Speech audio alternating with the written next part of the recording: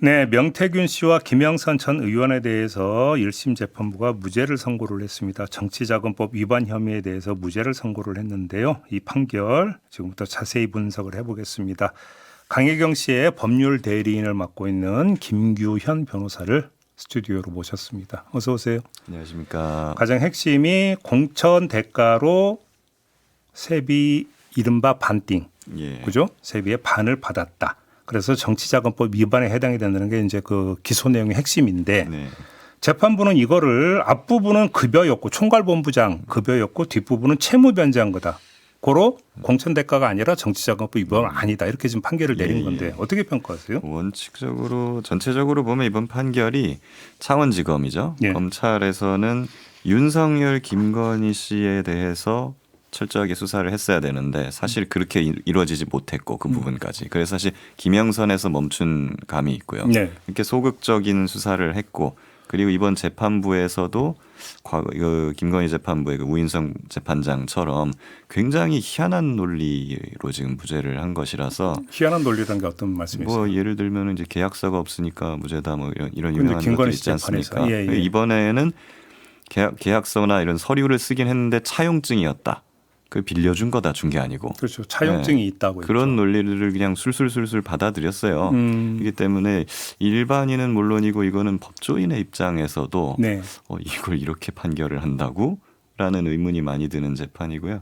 이 부분은 뭐 항소심에서 얼마든지 달라질 수 있는 가능성이 충분히 그러니까 있다. 뭐 예를 들어서 명태균 씨가 받은 돈 가운데 이제 채무 변제에 해당이 되는 것도 있다라고 그렇죠. 하는 것의 근거가 차용증이었는데 예, 뭐 예. 차용증이라는 게 뭐 나중에 얼마든지 쓸 수 있는 거 아니냐 이 말씀이신 거죠? 예. 그러니까 크게 보면은 이제 소위 말하는 세비 반띵 부분이 있고요. 예. 김영선 의원한테 세비를 반띵 받았다는 거. 그리고 이제 배 씨랑 이모 씨라고 지방선거 출마 예정자들이 있습니다.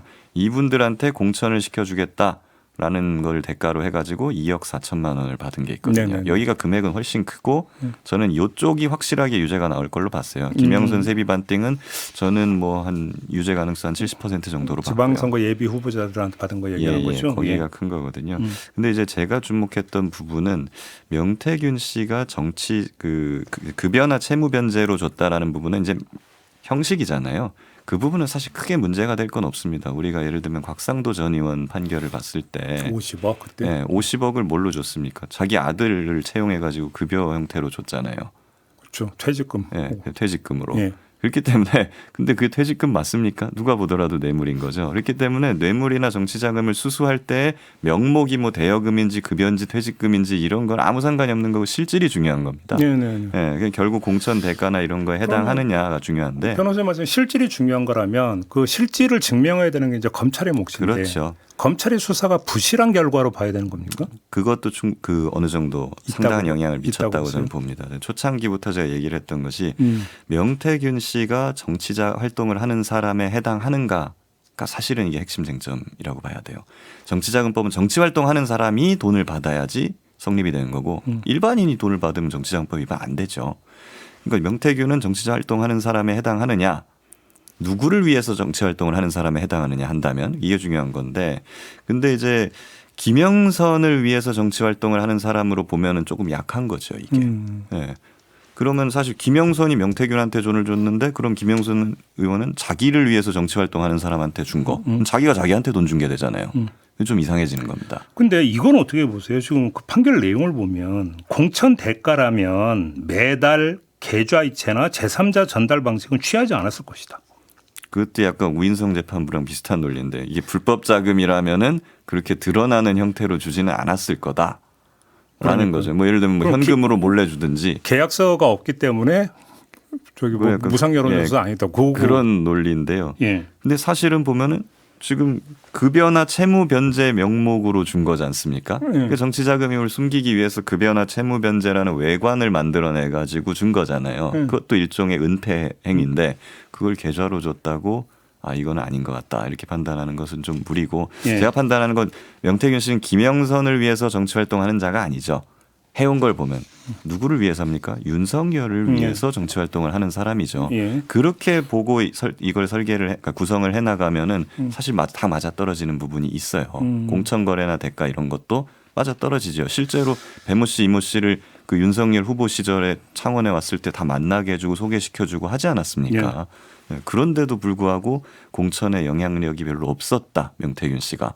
사실 뭐 공심위에서 뭐 그냥 토론과 투표나 이런 걸 통해서 절차적으로 결정이 된 거다라고 본 거는 납득하기가 어렵습니다.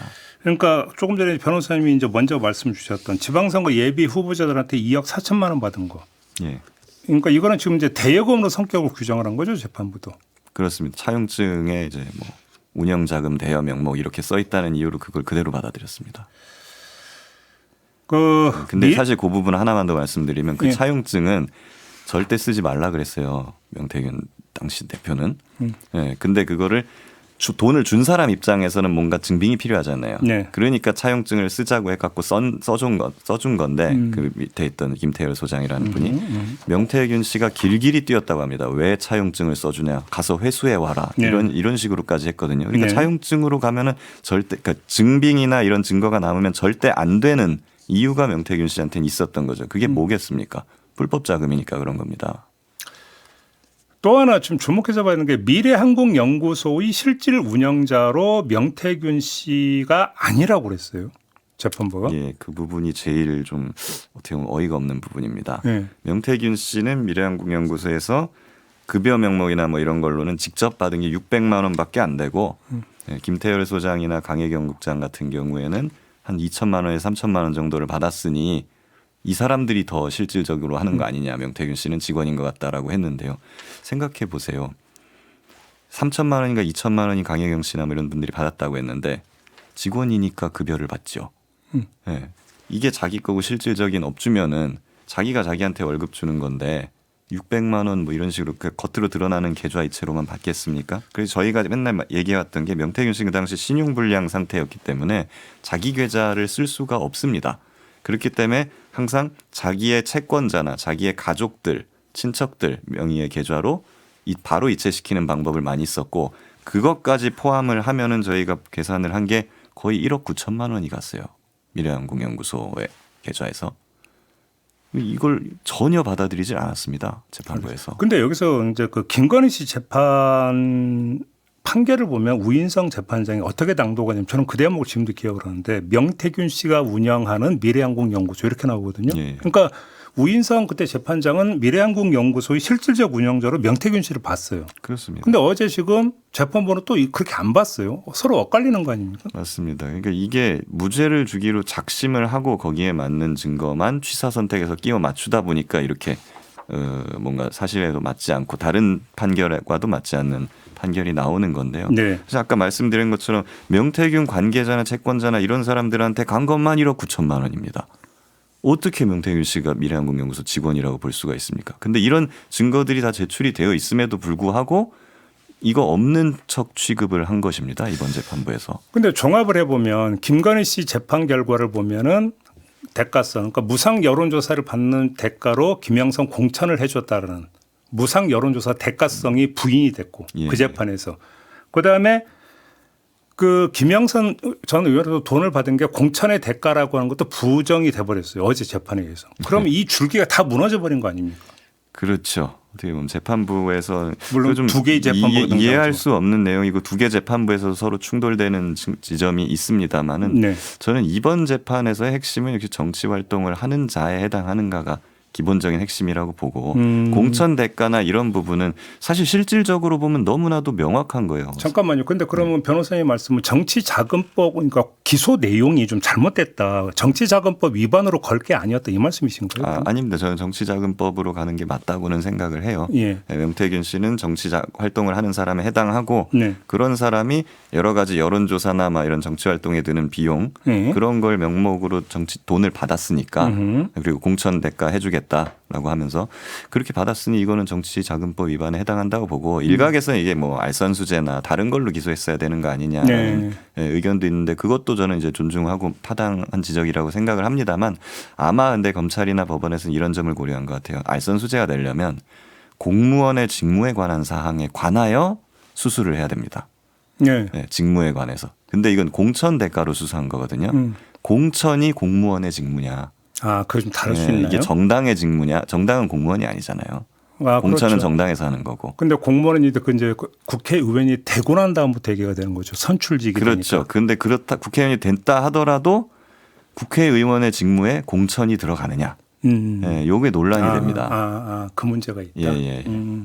그래서 정치자금법 위반으로 좀 건 것 같다. 그렇습니다. 근데 아무튼 이게 이제 여론조사와 관련된 부분의 판결이기 때문에 또 하나 좀 궁금해지는 게 오세훈 서울시장이 여론조사 대납 관련 부분으로 지금 이제 기소가 돼 있고 재판이 시작이 됐는데 어제의 판결을 한번 기초로 오세훈 시장의 재판 결과를 한번 좀 전망을 해보면 어떻게 보십니까? 예, 오세훈 시장은 같은 정치자금법 위반이지만은 양상이나 형태가 굉장히 다릅니다. 이거하고는. 일단은 명태균 씨는 정치 활동을 하는 자인가 아닌가부터 문제가 됐어요. 네. 예. 근데 오세훈 시장은 그건 전혀 문제가 되지 않습니다.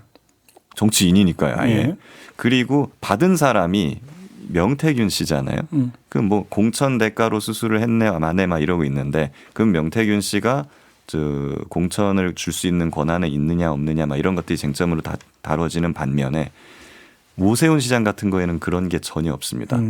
오세훈 시장이 자기를 위해서 선거에 나가려니까 내가 얼마나 지지를 받는지 막 이런 것들이 아는 게 필요했고 여론조사를 하려고 했고요. 그거는 정치 활동에 드는 비용인 것이고 간단하게 그거를 누군가가 대납도 했어요. 그 재판의 쟁점은 말 그대로 이제 이게 대납. 예. 대납 몇 번만 밝히면 되는 그렇습니다. 거죠. 이거 하나만 밝히면. 맞습니다. 그래서 이거는 명태균 씨는 하고는 아무 상관이 없죠. 그 김모 회장하고 김모 회장이 여론조사비를 오세훈 시장한테 준 거고 그걸 오세훈이 알았냐 몰랐냐. 우리 변호사님이 지금 강혜경 씨 법률 대리인을 맡고 있으니까 어제의 판결이 혹시 강혜경 씨 이제 재판도 여러 가지가 있지 않습니까? 그 미치는 영향은 어떻게 보세요? 강혜경 씨도 사실은 죄명과 범죄 사실이 완전히 다릅니다. 다릅니까? 네, 강혜경 씨의 재판은 이제 회계 보고를 부실하게 했다는 점 김영선 의원실에 있을 때 네, 그런 점인데 김영선 의원실을 거기서 이제 다투고 갑자기 퇴사하면서 보고를 좀 못한 부분이 있어요. 이거는 인정을 하고 있습니다. 그래서 이 부분에 대해서는 뭐 죄값을 치르겠다. 그런데 이건 경미해요. 그런 부분이 있고 이제 정책 자금을 뭐 부정하게 부풀려 갖고 탄핵다라고 별건 기소된 게 있는데 이 부분에 있어서는 과거에 그 송영길 전 대표의 돈봉투 사건 기억하실 겁니다. 거기서 위법 수집 증거 검찰이 불법 수사를 했다 막 이런 것들이 문제가 됐는데 그 양상이 여기서도 똑같이 이어지고 있어서 저는 그 부분 공소기각이나 무죄가 나올 것으로 보고 있습니다. 그러면 지금 다시 명태균, 김영선 두 사람에 대한 이제 그 재판으로 돌아가서 이제 항소심이 열리지 않겠습니까? 네. 그러니까 핵심 쟁점이 뭐가 될 거로 이렇게 좀 정리를 할 수 있을까요? 혹시 지금 명태균 씨가 정치 활동하는 자에 해당을 하는가? 그 문제. 그리고 공천 대가로 수수된 것이 맞냐 아니냐? 이 부분이 핵심이 될 거고요. 그거를 가리기 위한 전제 사실이 되는 쟁점으로 미래항공연구소는 누구 거냐 막 이런 것도 다뤄질 걸로 보이는데요. 1심 재판부는 제가 보기에는 무죄를 정해놓고 증거를 너무 취사선택해서 저희가 사실 이런 증거를 다 냈는데도 불구하고 제대로 읽지 않은 것 같아요. 아, 그래요? 네. 그렇게 보입니다. 진짜로. 제대로 읽지 않는다는 게 말이 아니 왜냐하면은 명태균은 600만 원만 받아갔다라고 판시를 했거든요. 근데 저희가 명태균 씨가 채권자나 가족들한테 간 거 다 합치면 1억 9천만 원이 넘는데 이런 것들도 저희가 검찰에 다 진술을 해놨는데요. 그냥 의도적으로 무시하고 있습니다. 이런 거를. 그렇기 때문에 저희는 이제 검찰의 공소 유지에만 더 이상 기댈 것이 아니라 항소심 재판부에다가도 저희가 직접 의견서를 내거나 하는 식으로 좀 의견 개진을 할 예정입니다. 아, 그래요? 알겠습니다. 이 문제는 이 정도로 정리하고 변호사님 모신 김에 요거까지만 한번 여쭤봤으면 조금 전에 제가 전해드렸어요. 민주당이 어제 정책 요청 열어갖고 공소청 중수청 설치 방안, 당 방안이 아마 이제 대충 도출이 된 것 같습니다. 이제 중수청은 뭐 이원 구조가 이제 문제가 되는데 그냥 일어나는 걸로 가닥이 잡은 것 같고 보안 수사권은 안 주는 걸로 어떻게 평가하십니까? 중수청 일원하는 저도 뭐 공감했던 바고 뭐 크게 문제는 없다고 보는데 보안 수사권이 사실 핵심 쟁점이라고 저는 봐요. 이거만 한번 말씀드려볼게요. 저는 대통령 우려하는 생각이랑 비슷한데요. 경찰이 뭔가 사건을 송치를 해왔어요. 검찰에. 검찰이 그걸 보다가 뭐 미진하거나 이상한 점이 있어요. 그래서 피해자나 피의자나 사건 관계인이 이거 설명하고 싶다라고 계속 찾아와요. 만나서 이야기를 들어보는 게 바람직합니까 아닙니까? 근데 이제 어제 그 민주당 브리핑 내용을 보면 알겠는데 그러면 검찰이 직접 그걸 수사하는 게 아니라 경찰에 보완 수사를 요구를 하면서 이 예. 점을 뭐 당부하거나 뭐 저기 더 알아보라고 할 수 있는 거 아니냐? 그렇죠. 그럼 이제 결국 검사는 서류만 볼 수 있게 되는 거예요. 네. 네, 사람을 만나지 못한다는 거죠. 예, 예. 그렇지만은 사람을 직접 만나서 이야기를 듣는 것과 경찰이 보내준 서류만 보는 것은 엄청난 차이가 있습니다. 우리 과거에 군사정권 시절 뭐 1987이라든가 아니면 영화 변호인이라든가 이런 걸 보면은 그게 나와요. 경찰이 서류만 갖다 주고 도장 찍으세요. 이렇게 이게 얘기를 한단 말이에요. 그 시절로 회귀하는 게 되는 거예요, 이게. 예.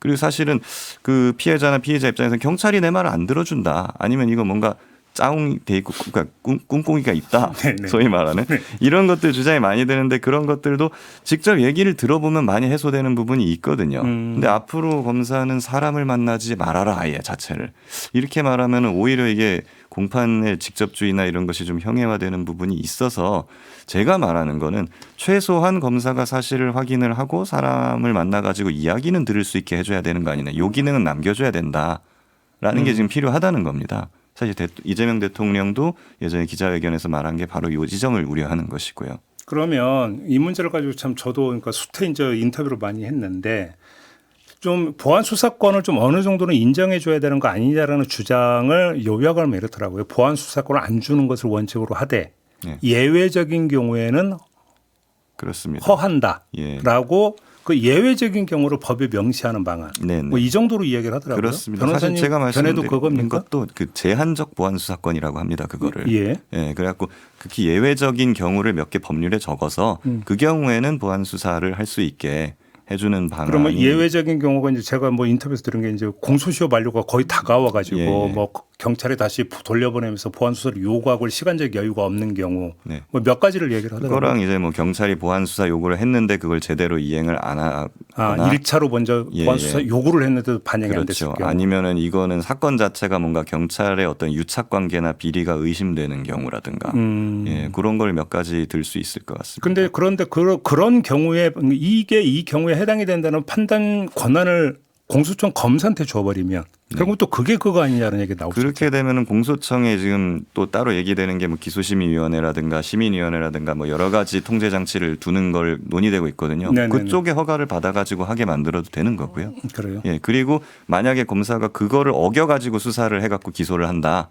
그럴 경우에는 이건 법원에서 공소 기각을 해야 되는 겁니다. 그러면 어차피 이제 지금 민주당 안이 나왔고 예. 정부와는 그 전에 나왔고 어차피 이제 그 조정 그 수정 단일안이 도출이 될 거 아니겠습니까? 아마 뭐 당정 협의나 뭐 이런 걸 통해 가지고 좀 더 조정이 이루어지지 않을까 싶고요. 예. 그리고 보안 수사권 자체를 완전히 삭제할 경우에는 예. 그럼 뭔가 경찰이 이런 권한을 오남용해 가지고 수사가 제대로 이루어지지 않을 때 그럼 누가 어떻게 이걸 무엇으로 이거를 막고 보완을 할 것이냐 이런 부분이 지금 여당에는 없어요. 대안이. 그런 부분이 좀 만들어져야 되는데 그게 만들기가 진짜 쉽지 않습니다. 디테일에 들어가면 참 여러 가지 이야기 결이 많아요. 예. 알겠습니다. 뭐 이제 변호사님의 이제 개인적 견해가 그렇다. 자, 이 점 확인하고요. 자, 오늘 인터뷰는 좀 마무리해야 될 것 같습니다. 고맙습니다, 변호사님. 감사합니다. 네, 김규현 변호사와 함께했습니다.